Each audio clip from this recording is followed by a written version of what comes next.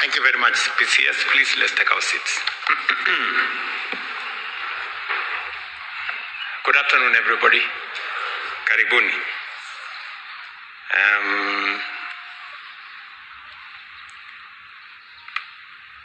Mawaziri mulio hapo, gavana wetu, Mheshimiwa Sakaja, Deputy Governor, Mr. Speaker, sir, na CECs mulio hapa, na nimeona leader of majority wa kutoka city yetu ya Nairobi, na wale MCAs wengine wote, karibuni sana.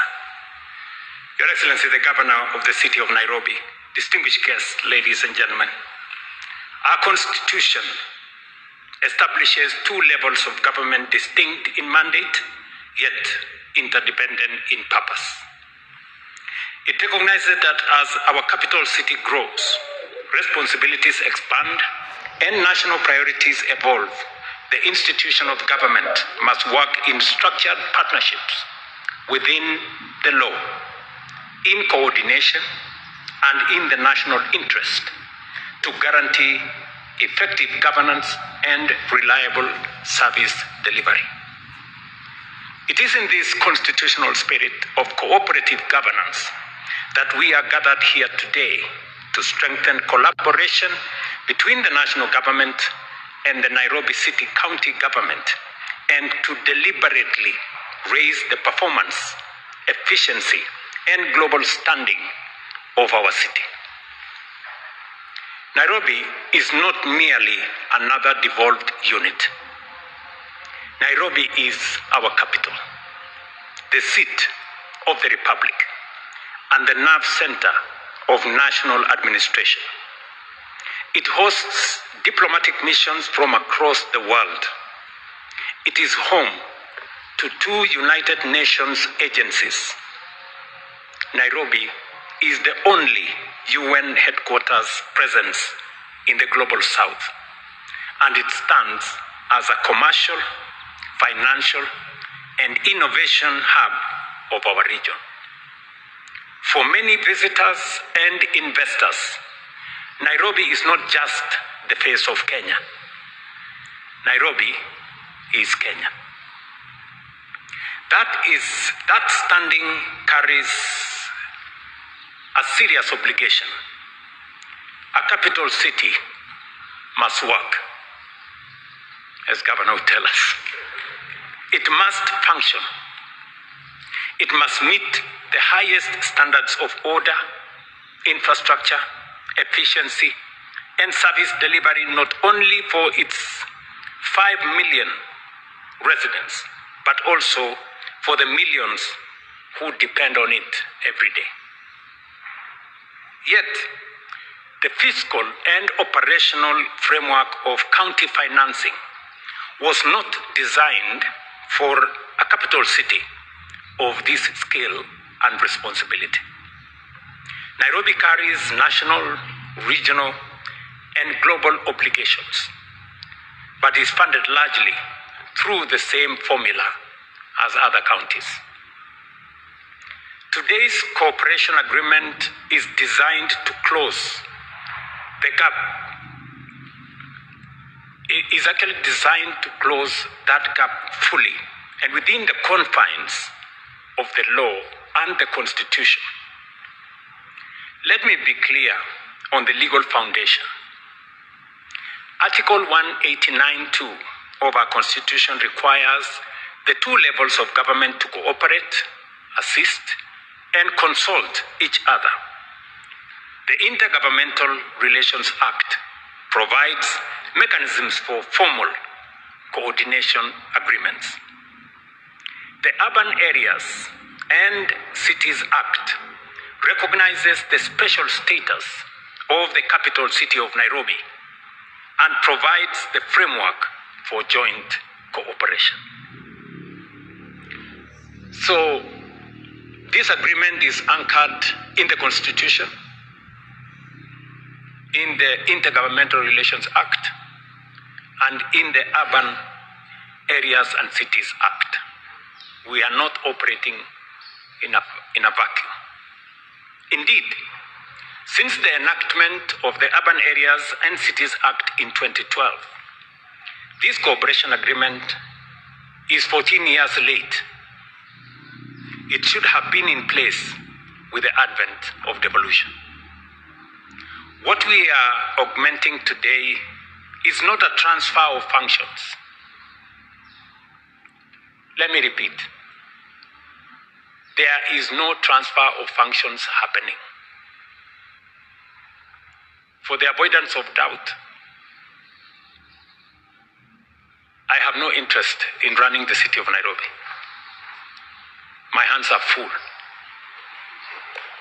The governor and his team must run the city of Nairobi. But I have an obligation as the President of Kenya to assist the city of Nairobi for all the reasons that I have stated. The Nairobi City County Government retains its legal mandate. What is being enhanced is structured national government support where capital city performance affect the entire republic. This cooperation agreement focuses on 4 key work streams: water and sewerage, roads, bridges and drainage, housing and related infrastructure development, including lighting, as well as solid waste management and Nairobi rivers regeneration. On street lighting, Nairobi has about 70,000 lighting points, but only 21,000, about 30%, are fully operational today. A city of Nairobi's stature must be fully lit, fully safe, and fully functional. To address this, we are committing 3.7 billion towards street lighting modernization and expansion. Under this agreement, we will complete 10,000 and install an additional 40,000 lighting points. Because high electricity costs contribute to outages, we will transition progressively to solar solutions. I have given very clear instructions to the people concerned. We will also commercialize lighting poles so that advertising revenue supports maintenance. Going forward, construction of new roads will now include lighting by design. There will be no road constructed now in the city going forward. Part of the contract will be lighting, so that the road is not complete until it is lit. Ladies and gentlemen, across the city's 9 major informal settlements, families sometimes pay more for illegal electricity than residents in formal estates pay legally. In some cases, people in informal settlements pay up to 150% more. This is an injustice we must correct. I'm sure MCAs here know. The member of County Assembly from Mathare Hospital has been on my case. Mukuru Kayaba, Mukuru Kwaruben, Gitari Marigu, Korogosho, Kibra, Deep Sea Slum. All those areas have been, electricity has been switched off. These are residents of the city living in darkness.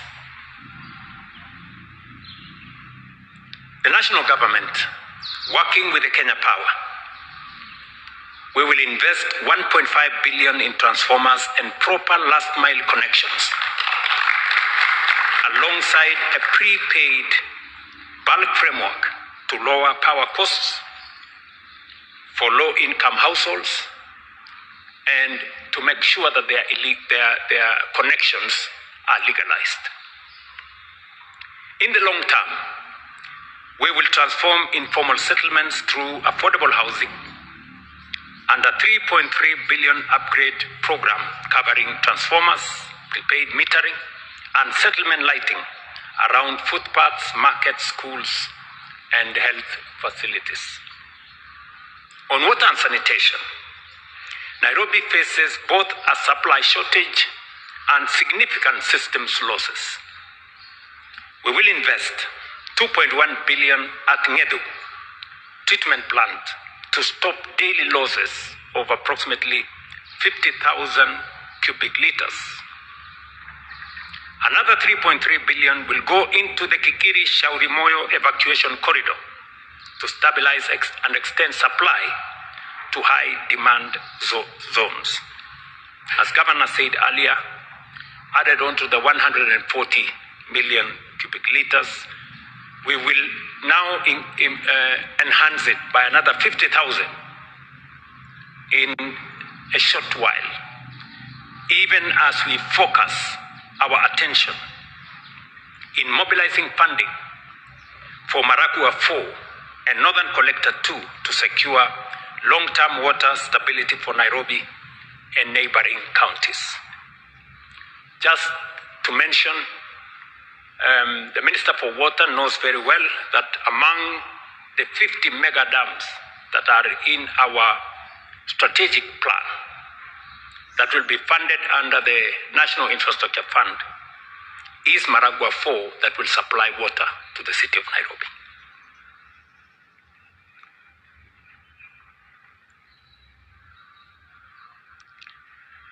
On sanitation, as part of the Nairobi River Regeneration Program, we are committing 9 billion to build 2 parallel 27-kilometer trunk sewer networks along the Nairobi River corridor and 6 billion for a new sewer treatment plant that will treat 60,000 cubic liters of water per day, securing capacity for at least the next 40 years.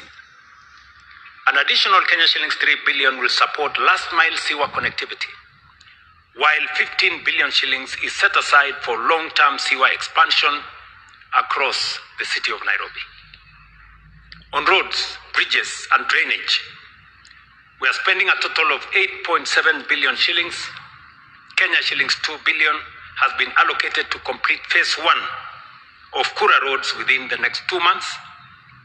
We are also mobilizing additional funding of 1.7 billion for a 57-kilometer road package starting in April this year under phase 2.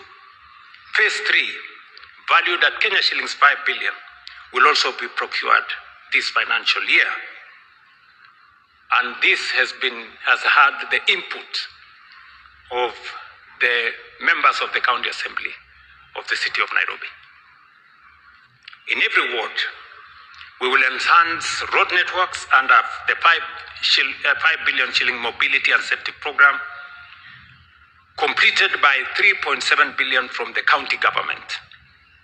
I know the Nairobi City County has a program which will cost about 3.7 billion shillings. We have agreed on what they will do, but we will also provide a further 1 billion to be dedicated to drainage improvement. We all know when it rains what happens to the city of Nairobi.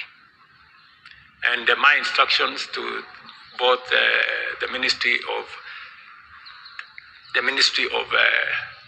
Infrastructure and Roads and Housing is that we do not want a flooded city this year. You have to move with speed so that we do what we have to do. If there will be any flooding, it should be minimal. But by next year, we should have corrected the problem that we have.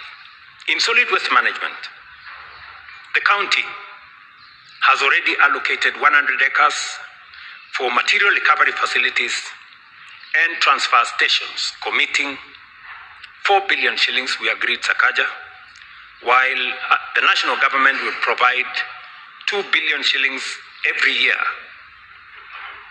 within the existing framework to advance circular waste systems. Ladies and gentlemen, Security is non-negotiable, especially for a modern capital city like Nairobi. I therefore direct the Cabinet Secretary for Interior to prepare and present within 60 days a framework for a dedicated Nairobi Metropolitan Police Unit.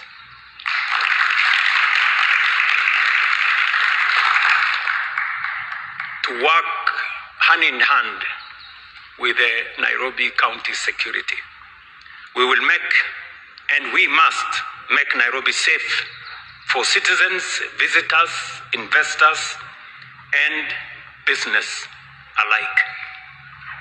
Our cooperation with the Nairobi City County government, ladies and gentlemen, is not beginning today.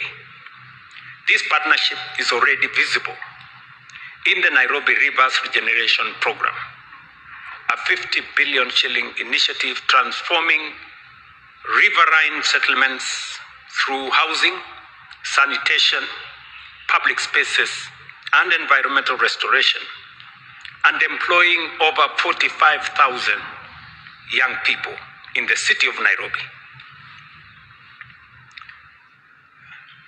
Governor, I hope you find some time tomorrow. I want to undertake an inspection of what is going on that program. Today, we are amplifying what we already started. With an initial quantified capital package of everything that I have said, amounting to 80 billion across priority sectors, this structured partnership is designed to deliver measurable impact and expand opportunities for all in Nairobi County. It is correct, ladies and gentlemen, and it is right for us to do what we are doing. I want to persuade the many people who never see anything good about our country and our city, that there comes a time when we must pull together. There comes a time when we must put aside partisanship and posturing. This is not an occasion for us to throw around titles, Excellency that, and Excellency the other one, Honorable this, and Honorable the other one. It is a time when we should hold hands together so that we can take charge of our city. Many people who visit Kenya get their experience out of Nairobi. There are many people, many visitors who come to Kenya, and the only place they come to is Nairobi. When you hear many people across the world saying, I have gone to Kenya, they possibly could have come only to Nairobi. And therefore, the impression we get, the impression we give out of the city of Nairobi is the impression that the global community has of the Republic of Kenya. And therefore, it is important for us to work together.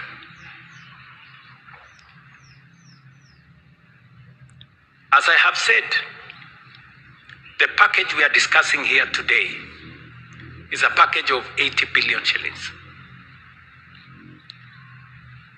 Several ministries will be involved in this exercise. If you bring on board what we are doing in housing, in markets, in hostels, Nairobi City alone, we are spending from the ministry run by Alice Wahome, 249 billion shillings in the city of Nairobi alone. We have signed contracts of 110,000 housing units in the Nairobi City County. When we were campaigning Sakaja and myself, we promised to build 20 markets, modern markets in the city of Nairobi. The national government is going to build 12. The county government is going to build 8. I was in Gikomba, and we are now designing a modern market, modern national market, because as I went around in the Nyota program, many of the traders in different parts of Kenya say they buy their wares from Gikomba. So Gikomba does not serve the city of Nairobi. People as far as Busia, Embu, going as far as Mandera, they buy their wares, the ones they sell, in those markets, in those shopping centers from the city of Nairobi. And that is why I have given my undertaking that we are going to build a 5 billion shilling modern market in Gikomba that is going to present the correct face, not what we have today.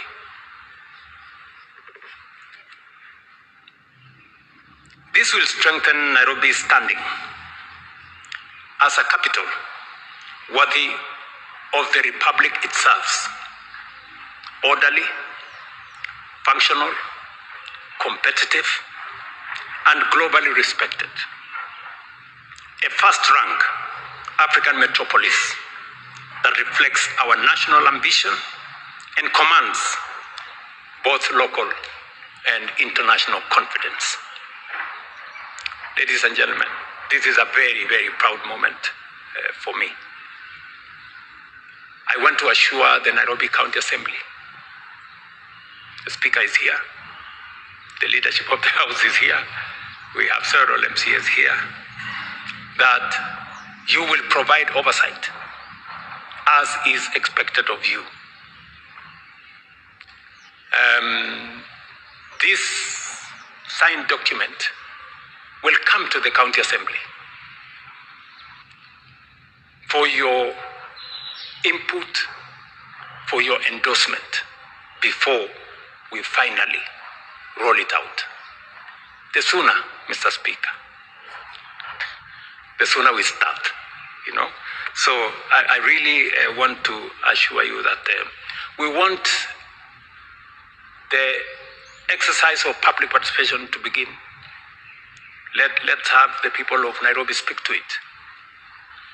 This is what we want to do for the city of Nairobi. We must modernize this city. We are doing a world-class Talanta Stadium. We're doing a world-class conference facility in Bomas. Shortly, we will start the construction with the private sector, by the way, of a modern arena right here in Nairobi. And as I promised the country, we will roll out in a couple of months the construction of a new airport in Nairobi. Ladies and gentlemen, we must raise our ambition. We cannot continue to make peace with mediocrity. It is not right. It is unacceptable. And I want to say this for the avoidance of any doubt, that any person who has better ideas should come forward. Noise, name calling, and all the other, drama and activism will not change our country. And we must be very clear about it. Some of the things that we are doing today should have been done way back. But because those of us who are leaders want to choose the easy, popular, path, we never get to do the things that matter to our nation. Let me say this. We must believe in ourselves. We must believe in our country. We must be patriotic to this nation. You know, the negativity about Kenya. If you are negative about Kenya, what contribution are you making? How are you helping? If you hate your country, how are you? How is that a solution? You know, if you have better ideas, tell us. You know, so this is really what I want us to focus on, and we have set out for ourselves to do what we think and what we believe will change our country. I am an ardent, consumed believer that this is a great nation and we can only make it greater. You know, we must believe in this country of ours, good people. I see many people, they talk about Kenya as if they have a spare country to you know. Why? If you are negative about your country, don't look for the next person to blame or anybody to blame. Go to the mirror. That is the person to blame. So, tafadhali nawaomba waheshimiwa MCS. Sisi tuko kusaidia kwa sababu katiba na sheria inatupa nafasi ya kushirikiana kati ya serikali ya kaunti na serikali ya kitaifa. Sheria ya miji specifically inatupatia nafasi ya national government na Nairobi City County, mahali capital city ya Kenya iko, kufanya kazi kwa mpango. Na ndio sababu hiyo leo tuko hapa. Sio kwa sababu ya uchaguzi inayokuja, sio kwa sababu tuko na AFCON. Hapana. Tunafanya hivi because it is the right thing to do. This is what we must do. We are doing it for ourselves.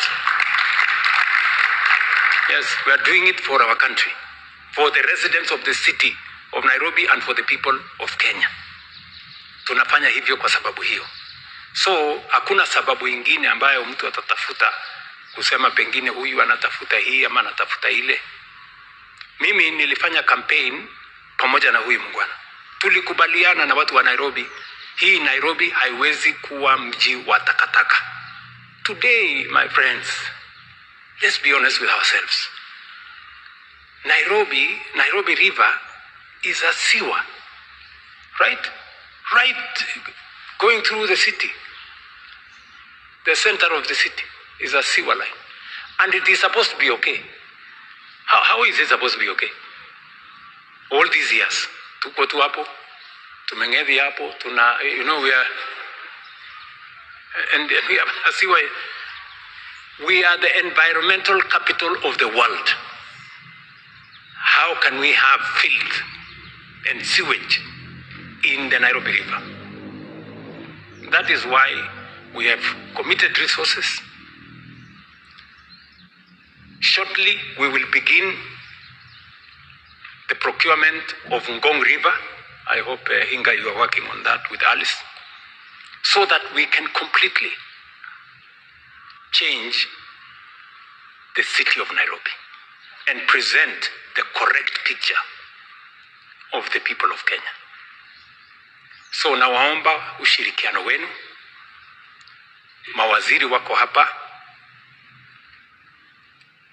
Huu sio wakati wa kusema nani ni mkubwa kuliko nani. You know, Biblia inatufundisha ya kwamba yule anajifanya ndio mkubwa aoshe miguu ya wale wengine. So let's not, oh, I don't know who is going to chair. I don't know who is going to be bigger than who is going to be what. Let's get work done. Let us get our hands. Tufanye kazi. Si ndio jameni?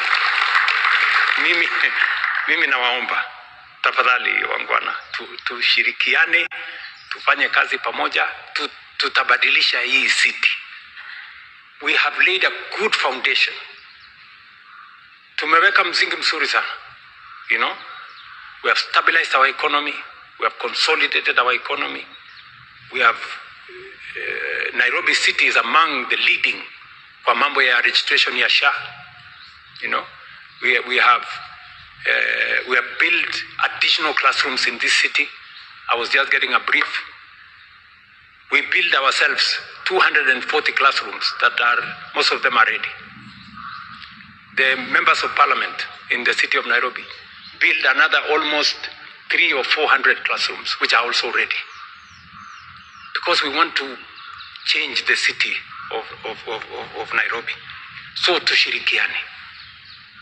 Tufanye kazi pamoja. And you can count on me 100%. And vile nimesema, gavana tukipata nafasi kesho, tuende kuna maneno pale nataka tuende tuangalie, kwa sababu hii kazi inahitaji sometimes oversight. We see what's going on. Saa zingine unaambiwa ukiketi kwa ofisi, hii imefanyika, ukikuta pale ni opposite. So saa zingine ni vizuri kupeleka macho huko na kuangalia. So otherwise, asanteni sana. I think we all have our marching orders. Yeah. CS Mugai, Eric, you know what to do. Sindio? Yeah. To maji. Na hii Korogocho, my friend Alex na Opio. I hope you have finished you have finished the procurement. Yeah, the contractors. Kwa sababu tuko na sehemu katika mji wa Nairobi watu wanaishi kwa giza. It's not correct. Hata kama kuna illegal connection, hawa watu wa illegal connection tuende tuwafukuze na tuweke legal connection. Because our illegal connectors, they are charging the residents more than what the rest of Nairobians are paying.